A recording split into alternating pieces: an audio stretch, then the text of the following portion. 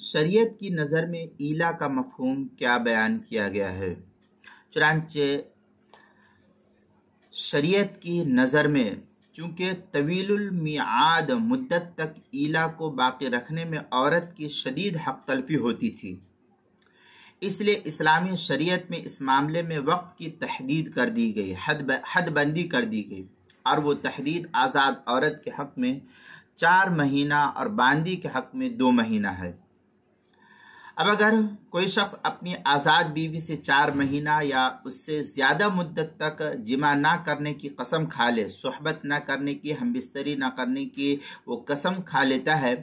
تو اگر 4 مہینے کے اندر اس سے جمع نہ کیا تو یہ مدت گزرتے ہی اس پر ایک طلاق بائن واقع ہو جائے گی آٹومیٹکلی۔ شریعت کا یہ قانون ہے، اور بیوی اس کے نکاح سے باہر ہو جائے گی،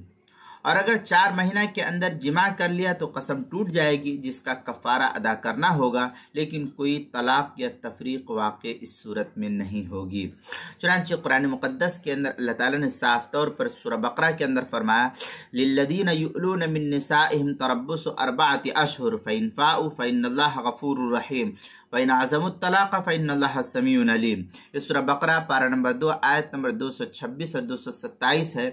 یعنی جو لوگ اپنی عورتوں کے پاس جانے سے قسم کھا لیتے ہیں ان کے لیے 4 مہینے کی مہلت ہے،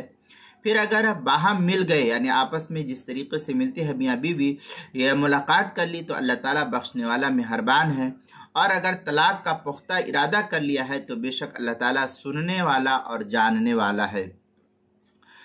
بلا شبہ اس بارے میں شریعت کا جو مقررہ اصول ہے وہ ہر اعتبار سے بہتر اور انجام کے اعتبار سے مفید تر ہے، میاں بیوی دونوں کے حق میں، عورت اور مرد دونوں کے حق میں۔ اس کی وجہ سے بیوی معلقہ بننے سے بچ جاتی ہے، اور شوہر کو اس پر صریح ظلم و زیادتی کا بعد میں پھر موقع نہیں رہتا ہے۔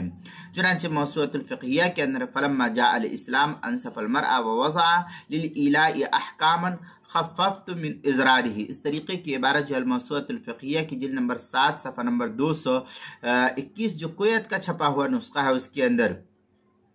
اسی طریقے سے در مختار ما شامیہ میں هو الحلف علی ترک قربانها مدت، پھر آگے ہے وحکمہ وقولہ طلقہ بائنہ لم بر، اس طریقے کی عبارت جو ہے در مختار ما شامی کتاب الطلاق باب الإیلاء جلد نمبر 5 صفحہ نمبر 75 صفحہ نمبر 57 سے 71 تک میں نقل کیا ہے، جو زکریہ بک ڈپو دیوبند کا ہندی نسخہ ہے۔ اس کے اندر